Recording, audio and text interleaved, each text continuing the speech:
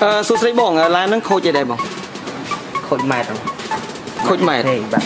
mệt nó miên tu này ti thế bỏng này không có chuyện cách cô làn miên tu này tí cách cho cột làn rồi chuyện này mai cái đẹp không đây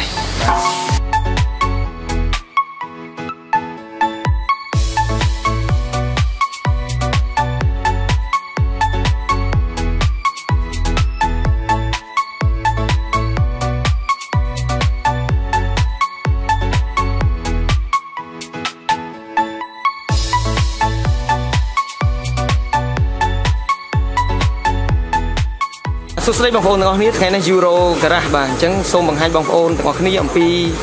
បាទណាម៉ែត្របាទរថយន្តម៉ែត្រចកោតណា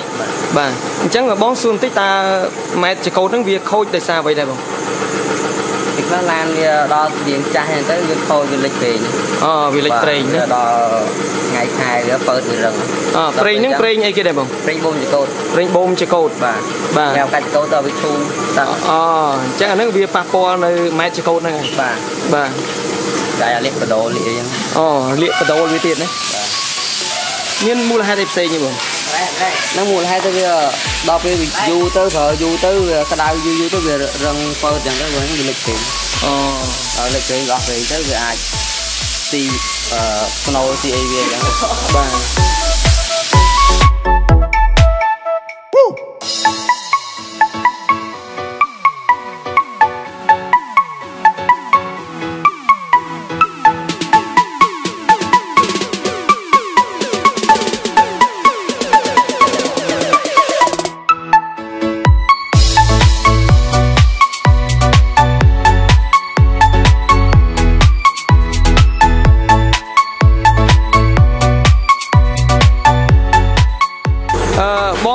dương vừa mạch đắng tha rồi chun bỏ dương việc khôi mẹ cho cột bằng vì lịch về bên lịch về hai bị tăng cho cột bị lư lịch về lịch nhưng mà đông này bằng lịch là năng bọn hay sọ màu bị lơ bom cho cột của lịch mài việc lịch không có dùng bà lịch nó có su đang ngon lịch về sọ trên sọ để cột anh nó là vì dương đắng là vì để dương chụp làn đấy chụp làn đấy cần sọ hay một tiết về lư là vì để dương về nó cắt cột tới lư lư sâu nơi lại chỉ câu trong ngõ bọn vì dương cạch vì cho cạch làng tới vì lư sâu nghẹt ngọt chứ này chắc mà che tha mai chỉ câu nó cứ khô vậy bà quên bông mai chỉ câu đâu biết nằm đông na đây bọn đây là cái đầu mòn tao đọc lấy tiếp bàn khơi cho tha có đá đó có lấy không đơn trên hai bàn đó không rồi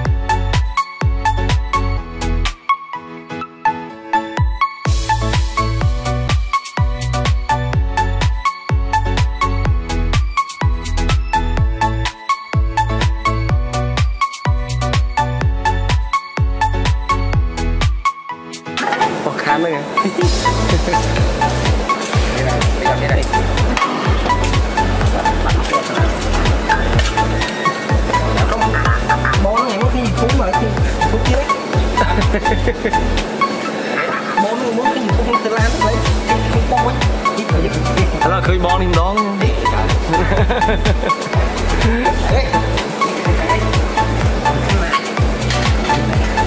khái đây giờ thưa chị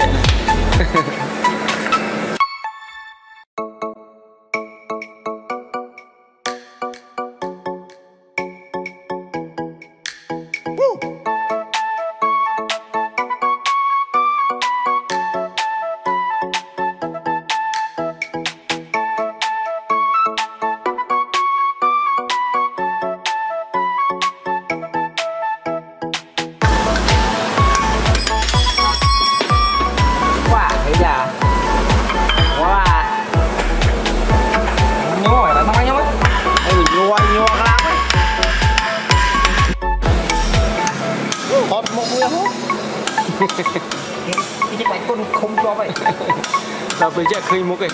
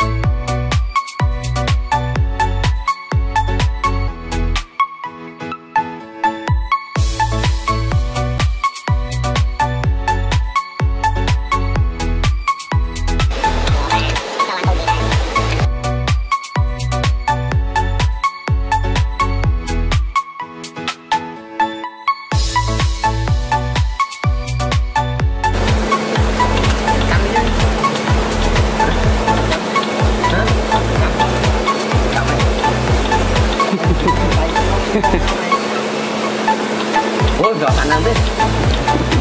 không bảo bạn đấy hạ bên rất là tân này dạ anh chị có tầm nữa